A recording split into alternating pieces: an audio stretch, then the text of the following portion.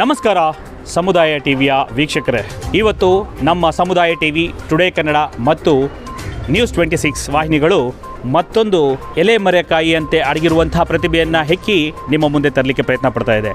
ನಮ್ಮೊಂದಿಗೆ ಇದ್ದಾರೆ CM ತಿಮ್ಮಯ್ಯನವರು, ನಮ್ಮ ಬೆಂಗಳೂರಿನ ಚಾಮರಾಜಪೇಟೆ ವಿಧಾನಸಭಾ ಕ್ಷೇತ್ರದ ಜಗಜೀವನ್ ರಾಮ್ ನಗರದ ಹಿರಿಯ ರಂಗಭೂಮಿ ಕಲಾವಿದರು.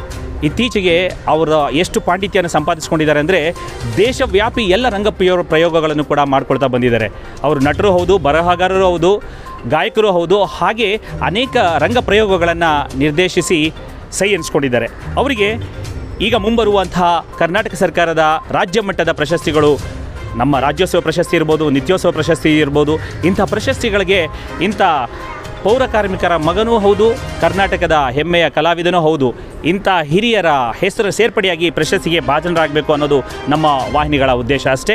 ಈಗ ನಮ್ಮೊಂದಿಗೆ ಇದ್ದಾರೆ ನಮ್ಮ ಮಾಧ್ಯಮ ಯುವ ಚೇತನ ಚಂದ್ರರವರು ಏನು ಹೇಳ್ತೀರಾ? ನಮಸ್ಕಾರ ವೀಕ್ಷಕರೇ. ಏನು CM ತಿಮ್ಮಯ್ಯರವರು, ಯಾಕಂದರೆ ಅದ್ಭುತ ವ್ಯಕ್ತಿ, ಅದಕ್ಕಿಂತ ವಿಶೇಷವಾಗಿ ಸರಸ್ವತಿ ಪುತ್ರ ಎಂಬುದಾಗಿ ಹೇಳಲಿಕ್ಕೆ ನಾನು ಇಷ್ಟಪಡ್ತೀನಿ.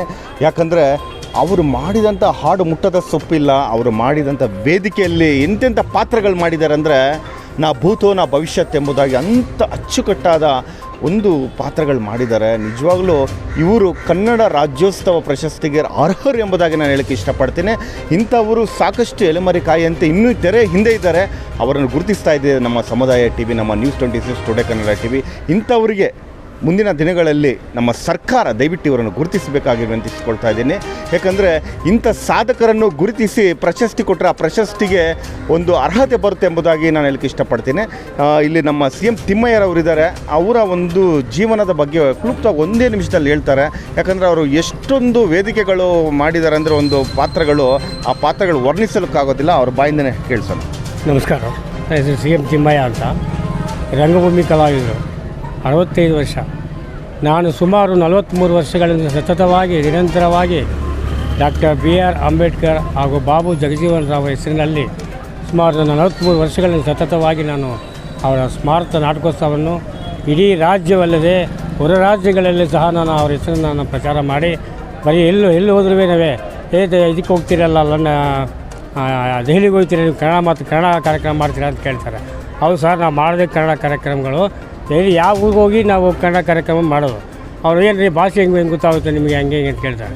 ಅಲ್ಲಿರ್ತಕ್ಕಂಥ ಕನ್ನಡ ಸಂಘದವ್ರನ್ನೆಲ್ಲ ನಾವು ಪರಿಚಯ ಮಾಡಿಕೊಂಡು ಅವ್ರನ್ನೆಲ್ಲ ಕರೆಸ್ಬಿಟ್ಟು ಅಲ್ಲಿ ಒಂದುಗೂಡಿಸಿ ನಾವು ಅಲ್ಲಿ ರಾಜ್ಯೋತ್ಸವ ಆಗಲಿ, ನಾಟಕ ಸ್ಪರ್ಧೆ ಆಗಲಿ, ಅವ್ರ ಸಹಕಾರದಿಂದ ನಾವು ಅಲ್ಲಿ ಧೈರ್ಯವಾಗಿ ನಾವು ಕಾರ್ಯಕ್ರಮ ಮಾಡ್ತಾಯಿರ್ತೀವಿ. ನಾನು ಸುಮಾರು 43 ವರ್ಷಗಳಿಂದ ಸತತವಾಗಿ ರಂಗಭೂಮಿ ಕಲಾವಿದನು. ನನಗೆ ನಾಟಕ ಅಕಾಡೆಮಿ ಪ್ರಶಸ್ತಿ ಬಂದಿದೆ, ಕೆಂಪೇಗೌಡ ಪ್ರಶಸ್ತಿ ಬಂದಿದೆ, ಆರ್ಯಭಟ್ಟ ಪ್ರಶಸ್ತಿ ಬಂದಿದೆ, ಮತ್ತು ನನಗೆ ಕನ್ನಡ ಸಾಹಿತ್ಯ ಪರಿಷತ್ ಗೌರವ ಪ್ರಶಸ್ತಿನೂ ಬಂದಿದೆ, ಮತ್ತು ಆರ್ಯಭಟ್ಟು ಬಂದಿದೆ. ಇನ್ನು ಮುಂದೆ ಕೆಲವು ಸಂಘ ಸಂಸ್ಥೆಗಳೆಲ್ಲ ಬೇಕಾದಷ್ಟು ನನಗೆ ಪ್ರಶಸ್ತಿಗಳು ಬಂದಿವೆ. ನಾನು ಪ್ರತಿಯೊಬ್ಬ ಕಲಾವಿದನು, ಎಷ್ಟೋ ಜನ ಕಲಾವಿದರಿಗೆ ನನ್ನ ಟೀಮಿಂದ ಸುಮಾರು ಜನ ಕಲಾವಿದರನ್ನು ನಾನು ಬೆಳೆಸಿದ್ದೀನಿ. ನಾನು ಈಗ ಫಿಲಿಮ್ಗಳಲ್ಲೂ ಮಾಡ್ತಾಯಿದ್ದಾರೆ, ಈ ಕಡೆ ಸೀರಿಯಲ್ಗಳಲ್ಲೂ ಮಾಡ್ತಾಯಿದ್ದಾರೆ. ಸುಮಾರು ಜನ ನನ್ನ ಬಗ್ಗೆ ಅವ್ರು ತುಂಬ ಗೌರವ ಇದೆ ಅವರಿಗೆ.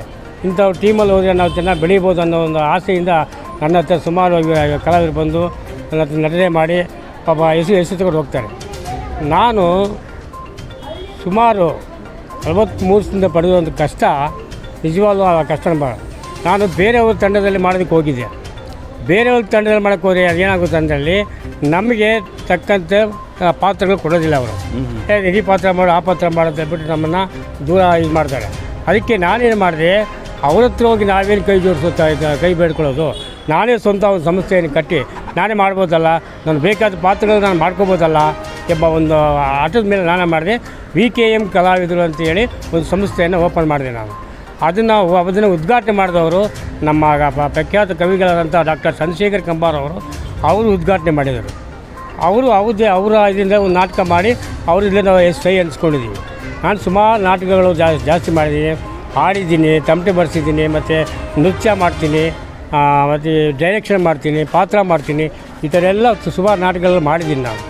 ನಾನು ಅಂಡಮಾನದಲ್ಲಿ ನಾನು ರಾಜ್ಯೋತ್ಸವ ಮಾಡಿದ್ದೀನಿ, ನೇಪಾಳದಲ್ಲಿ ರಾಜ್ಯೋತ್ಸವ ಮಾಡಿದ್ದೀನಿ, ಲಕ್ಕುಳದಲ್ಲಿ ರಾಜ್ಯೋತ್ಸವ ಮಾಡಿದ್ದೀನಿ, ಕಾಶಿಯಲ್ಲಿ ರಾಜ್ಯೋತ್ಸವ ಮಾಡಿದ್ದೀನಿ, ಈ ಕಡೆ ಹೈದರಾಬಾದು, ಗೋವಾ, ಕೇರಳ, ಈ ಕಡೆ ಎಲ್ಲ ನಾನು ಕನ್ನಡ ರಾಜ್ಯೋತ್ಸವ ಮಾಡಿ ಕನ್ನಡದ ಬಗ್ಗೆ ಅಷ್ಟೊಂದು ಪ್ರೀತಿ ಪ್ರೇಮ ಇಟ್ಕೊಂಡವ ನಾನು.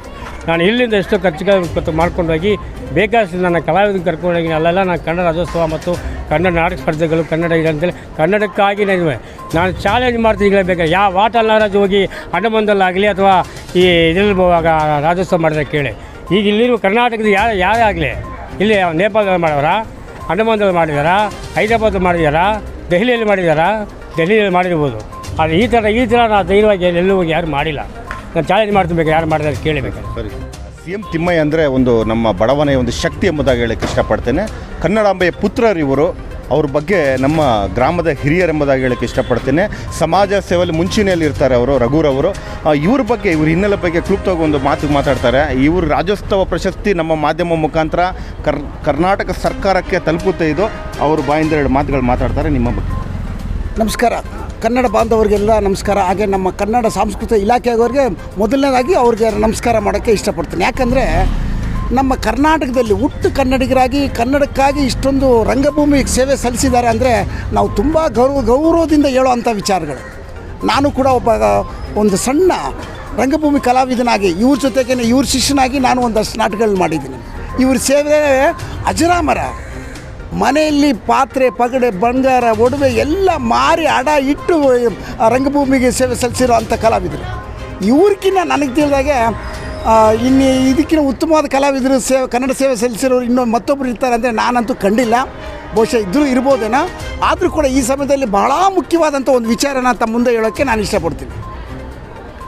ಇವರು ಒಬ್ಬ ಹುಟ್ಟು ಪೌರ ಕಾರ್ಮಿಕ ಮಗನಾಗಿ ಇಡೀ ನಮ್ಮ ರಾಜ್ಯದಲ್ಲಿ ಪೌರ ಕಾರ್ಮಿಕರ ಮಕ್ಕಳು ಇದಕ್ಕಿಂತ ಹೆಚ್ಚಿನ ಸೇವೆ ಇನ್ಯಾರಾದರೂ ಸೇವೆ ಸಲ್ಲಿಸಿದರೆ ನಮ್ಮ ರಂಗಭೂಮಿಗೆ, ನಮ್ಮ ಕನ್ನಡ ರಂಗಭೂಮಿಗೆ ಸೇವೆ ಸಲ್ಲಿಸಿರೋ ಮತ್ತೊಬ್ಬರು ಯಾರಾದರೂ ಇದ್ದರೆ ದಯವಿಟ್ಟು ಅವ್ರಿಗೆ ಕೊಡಿ. ಇಲ್ಲ ಅಂದರೆ ಇಡೀ ಕರ್ನಾಟಕದಲ್ಲಿ ತಿಮ್ಮೆಯವ್ರಿಗಿಂತ ಪೌರ ಕಾರ್ಮಿಕರ ಒಬ್ಬ ಮಗನಾಗಿ ಇಷ್ಟೊಂದು ದೊಡ್ಡ ಸೇವೆ ಸಲ್ಲಿಸಿದ್ರೆ ದಯವಿಟ್ಟು ಕೊಡಿ ಸರ್. ಇದಕ್ಕಿಂತ ನಿಮಗೆ ಒಂದು ನಾನಾದರೂ ಅಂದ್ಕೊಳ್ತೀನಿ, ನಿಮ್ಗೆ ಇದೊಂದು ಉತ್ತಮ ಅವಕಾಶ. ಪೌರ ಕಾರ್ಮಿಕರ ಕಡೆಯವರು ಕೂಡ ನಾವು ರಾಜ್ಯೋತ್ಸವ ಪ್ರಶಸ್ತಿನ ಕೊಟ್ಟಿದ್ದೀವಿ. ಅದು ನಮ್ಮ ಘನ ಸರ್ಕಾರ, ಕಾಂಗ್ರೆಸ್ ಸರ್ಕಾರದವ್ರು ಕೊಟ್ಟಿದ್ದಾರೆ ಅನ್ನೋದು ಇದಕ್ಕಿಂತ ಒಂದು ದೊಡ್ಡ ಹಿರಿಮೆ ಮತ್ತೊಂದು ಇರಲ್ಲ. ದಯವಿಟ್ಟು ನನ್ನ ಈ ಒಂದು ಮನವಿನ ಪರಿಗಣಿಸಿ ಅವ್ರಿಗೆ ಈ ವರ್ಷ ರಾಜ್ಯೋತ್ಸವ ಪ್ರಶಸ್ತಿ ನೀಡಬೇಕಂತ ತಮಗೆ ನಾನು ತುಂಬ ಹೃದಯದಿಂದ ನಿಮಗೆಲ್ಲ ನಮಸ್ಕಾರ ಮಾಡಿ ಬೇಡಿಕೆ ಇಡ್ತಾಯಿದ್ದೀನಿ. Thank you very much. ನಾವು ಈ ಸಂದರ್ಶನದಲ್ಲಿ ನಾವು ಪಾಲ್ಗೊಳ್ಳೋಕ್ಕೆ ಮುಖ್ಯ ಕಾರಣಕರ್ತರಾದಂಥ ನಮ್ಮ ಸಂಜಯ್ ಅಂಜನ್ ಅವರಾಗಿರ್ಬೋದು, ನಮ್ಮ ಚಂದ್ರು ಮಲ್ಲಿಕಾರ್ಜುನ್ ಅವರಾಗಿರ್ಬೋದು, ಇವರಿಂದನೇ ನಾವು ಈ ಇಷ್ಟೊಂದು ವಿಷಯಗಳನ್ನ ನಾವು ಸರ್ಕಾರ ಗಮನಕ್ಕೆ ತರೋಕ್ಕೆ ಸಾಧ್ಯವಾಗಿದ್ದು. ಅದಕ್ಕೆ ನನಗೆ ಇದೊಂದು ಸದಾವಕಾಶ ನನಗೆ ಅವರು ಕೂಡ ನಾನು ಧನ್ಯವಾದಗಳನ್ನ ತಿಳಿಸೋಕ್ಕೆ ತುಂಬ ಹೃದಯದಿಂದ ಅವ್ರಿಗೆ ಧನ್ಯವಾದಗಳು ತಿಳಿಸ್ತಾ ಇದ್ದೀನಿ. Thank you very much. ನೋಡಿದ್ರಲ್ಲ ವೀಕ್ಷಕರೇ, CM ತಿಮ್ಮಯ್ಯವರು ಒಂದು ಶಕ್ತಿ, ಒಂದು ಕನ್ನಡಾಂಬೆಯ ಪುತ್ರ ಎಂಬುದಾಗಿ ಹೇಳಕ್ಕೆ ಇಷ್ಟಪಡ್ತೀನಿ. ಖಂಡಿತ ಇವರು ಅರ್ಹರು. ನಮ್ಮ ಸಮುದಾಯ TV ವಾಹಿನಿಯಿಂದ, ನಮ್ಮ ಎಲ್ಲ ಮಾಧ್ಯಮ ವತಿಯಿಂದ ಸರ್ಕಾರಕ್ಕೆ ನಾವು ನಮ್ಮ ಕೂಗು, ನಮ್ಮ ಧ್ವನಿ ಒಂದೇ. ಇಂಥ ಪೌರ ಕಾರ್ಮಿಕ ಹೆಮ್ಮೆಯ ಮಗನಿಗೆ ಕೊಡಿ. ಅದಕ್ಕೆ ತೂಕ ಇರುತ್ತೆ, ಆ ಪ್ರಶಸ್ತಿಗೂ ತೂಕ ಇರುತ್ತೆ, ಈ ವ್ಯಕ್ತಿಗೂ ತೂಕ ಇದೆ. ದಯವಿಟ್ಟು ಕೊಡಿ. ಧನ್ಯವಾದ.